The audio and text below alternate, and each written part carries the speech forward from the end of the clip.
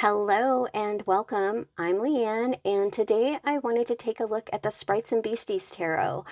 This deck was created by Lin Snow, and I've actually had this deck since midsummer. But unfortunately, some things came up, and I haven't really taken the time to explore the cards. The biggest thing, my cat companion passed away a couple of months ago, which pretty much gutted me. And to be perfectly honest, I am still struggling. I have come to the conclusion, though, that this is just going to take some time and I don't need to rush the grieving process, which is what I think I was trying to do. Um, but I am trying to do better at finding joy in little things, which is what I'm trying to do today with this deck. Also, I regret that my videos have been so far and few between. We've had a lot of construction going on where I live after the hurricane. Thankfully and hopefully it's like beginning to subside. Also, my apartment is fairly small, and my video area was incredibly inconvenient. I just moved my very small video space to a different location, and I'm really hoping this will help.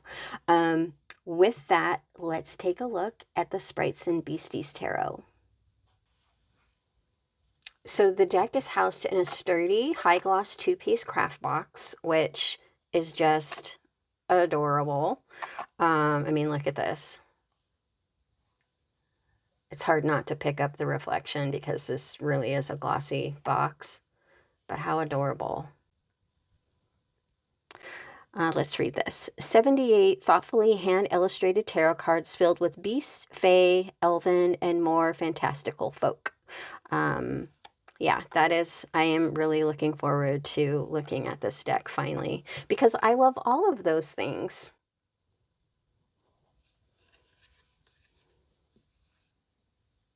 Okay, so the little white book is made up of the cards, and I've seen other creators do this, but I really like that she put the cards that are kind of in lieu of the little white book on a ring. It just makes it so much easier. Also, I apologize for the glare. I am trying really hard not to pick it up, but it's almost impossible. And this is my first video since I moved it to a new location, so I'm probably gonna have to tweak everything, so just bear with me. Anyway, let's take a look at this little guidebook. I mean, look at how cute that is. And it feels like it's the same, the book itself is the same cardstock, which is kind of this, it's amazing, actually. It feels really good. It's picking up a glare, but it's not actually as high gloss as the, as far as the box goes. It kind of has a matte feel to it. Anyway, the book feels like it's exactly the same cardstock. So same size, everything.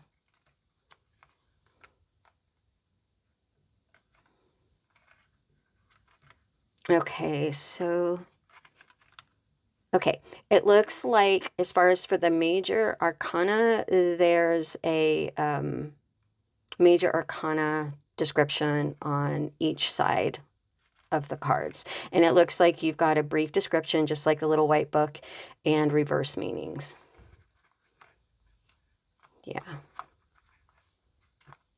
So pretty compact. Then it looks like she fit each suit on a single card, front and back.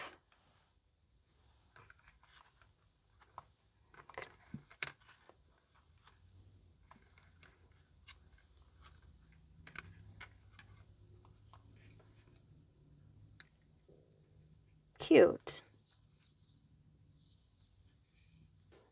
Okay, so I wasn't able to find information regarding the weight of the cardstock, but the cards have this like amazing sort of matte, like this smooth matte finish, which just feels so good.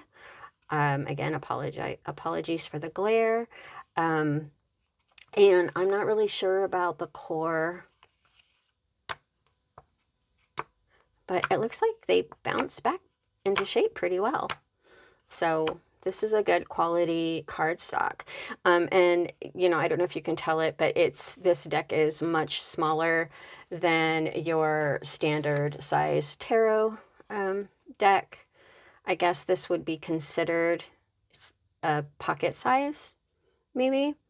I wouldn't consider it a mini, but I don't know. I have a deck that's a pocket size. That's what the creator calls it, and it's bigger than this. So I don't know. Mini, pocket. The deck itself measure 3.5 inches by 2.25 inches. And then, as you can see, the cards have gold gilding.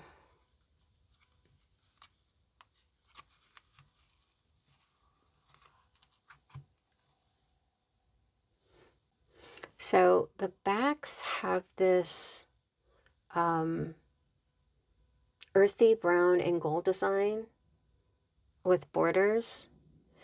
If you're a stickler, they aren't entirely reversible, but they are reversible enough for me. And the reason I say that is let me see if I can, you can see the images are a little bit different here. I never pay attention to that when I'm laying out cards. I really don't. There's only a couple decks, like the Crowley deck, that I'm like, okay, yeah, that card is upside down, just based on the card back because it's not reversible. But I would not notice it with this at all. It's just not something I would notice when I'm laying out the cards. And I actually really like this design. I think it's super cute.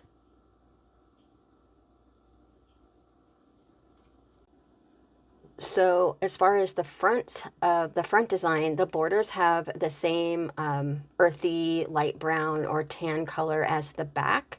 But the images, the images are a combination of earthiness and subdued brightness, if that makes any sense. This is like a hot pink, but it's kind of a muted hot pink, if that's even possible, but I absolutely love it. And I really like the bold retro font. I think that's just so cute. Okay, so let's take a look at this adorable little deck. So I'm just noticing that she has this deck numbered at 22 instead of 0.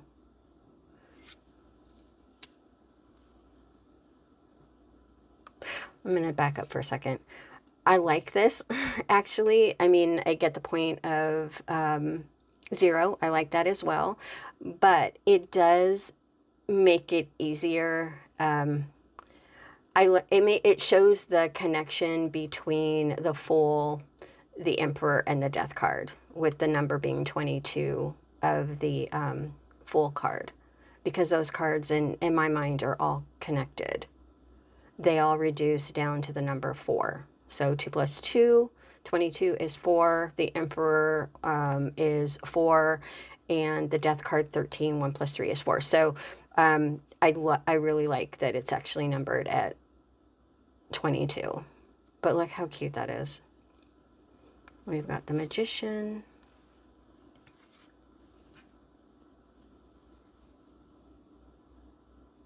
I really am liking this art style.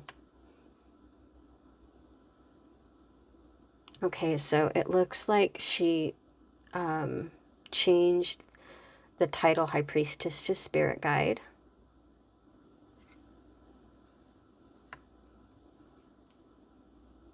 And the Empress is Mother Nature. And the Emperor is Father Time. The Hierophant is the Storyteller.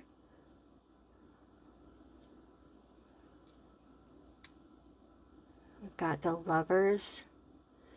The colors and the images and the font give off this sort of groovy, whimsical vibe.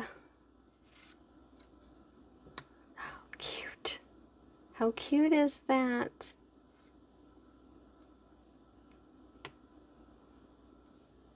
We've got the Strength card. We've got the Lions. That's interesting on the sides.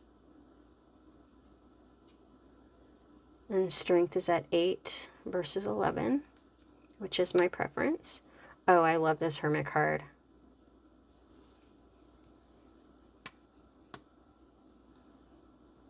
Wheel of Fortune.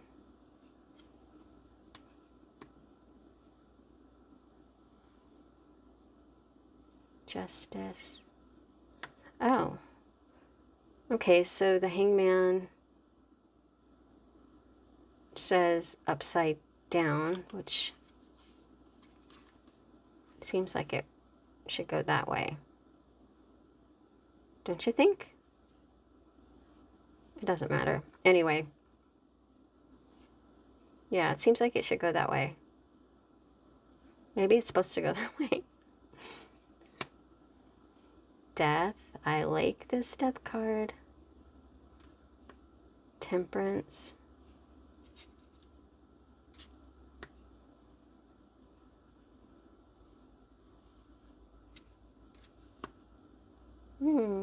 This is an interesting tower, isn't it?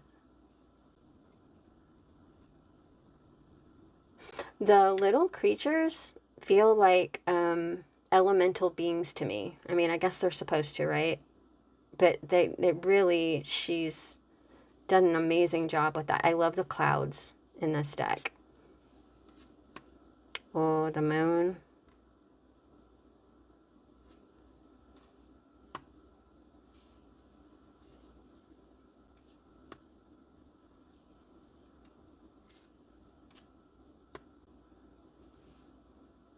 And the world. Okay. This is adorable. This deck seems like a combination of Rider-Waite-Smith and Marseille to me.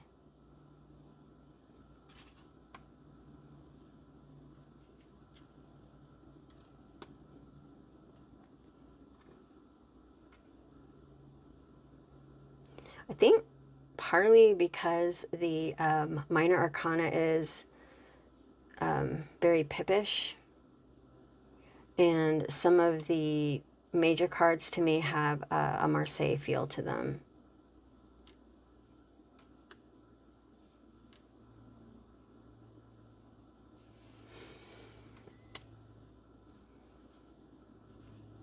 This deck is too adorable.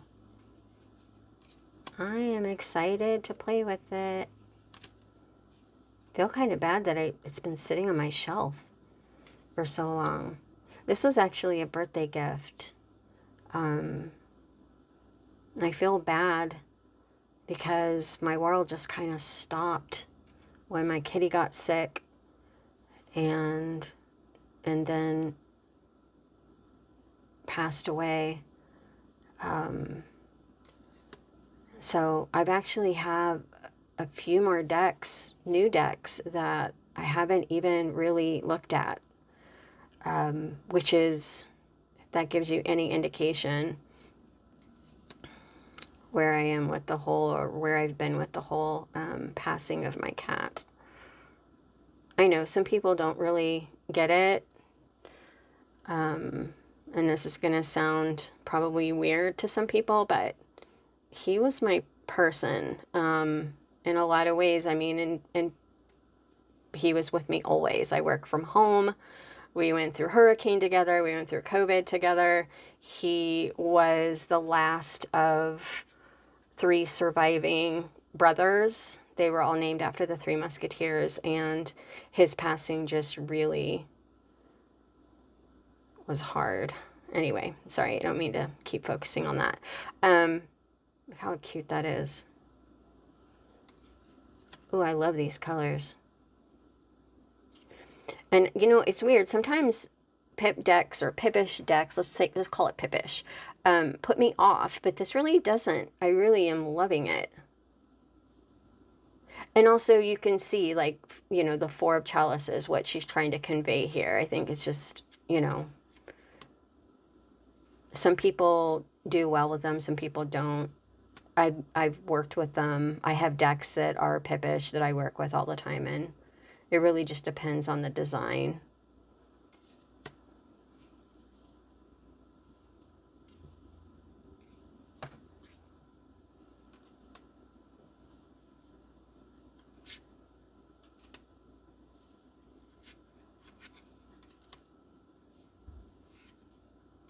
Oh, how cute. That little mer person. Oh, I love it. I love when I see in decks that they have mer people for the chalices and water. I just love it.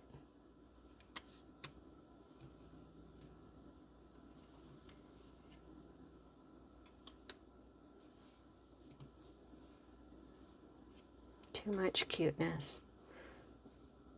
Page of Daggers. So this would be swords.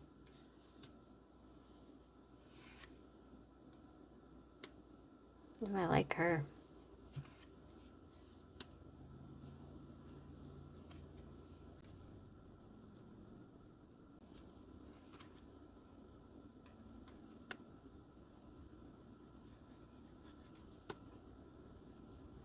I think I did these out of order.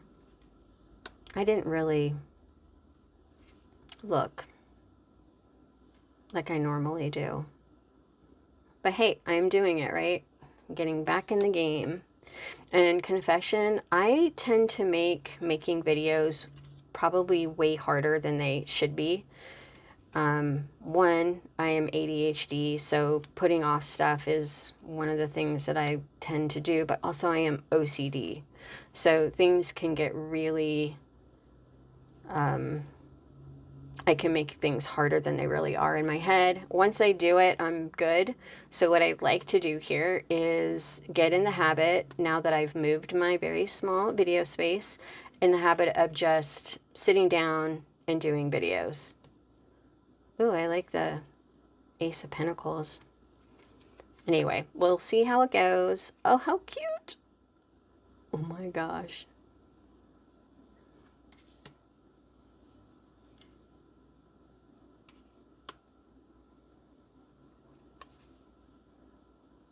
Yeah, Pippish, but also, you know, not entirely.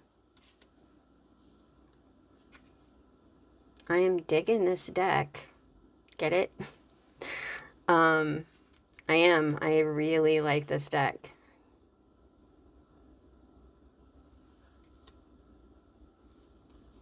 How cute.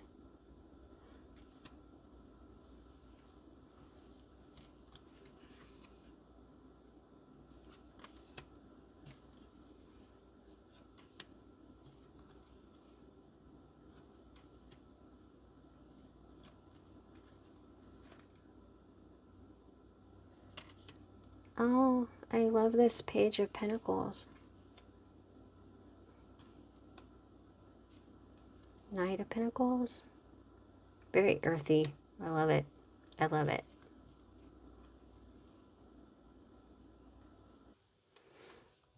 Okay, so my final thoughts. One, I wish I would have done this video sooner. I really like the unique art style as well as the colors. I just love it. I love the combination of the earthy and bright colors. It has this deck has this otherworldly feeling about it to me. I may like this deck more than I expected, actually. I like the small, fun size. It's manageable. The cards themselves feel great, and I'm really looking forward to working with it. So I think that covers it for the Sprites and Beasties Tarot. What do you think? Do you like the groovy, whimsical vibe of this deck? Do you like the size? Let me know your thoughts in the comments below, and I always like to hear from you. Thanks so much for joining me today. Again, I will try harder to get videos out on a regular basis. I really, really will. Anyway, thanks again. Take care. Bye.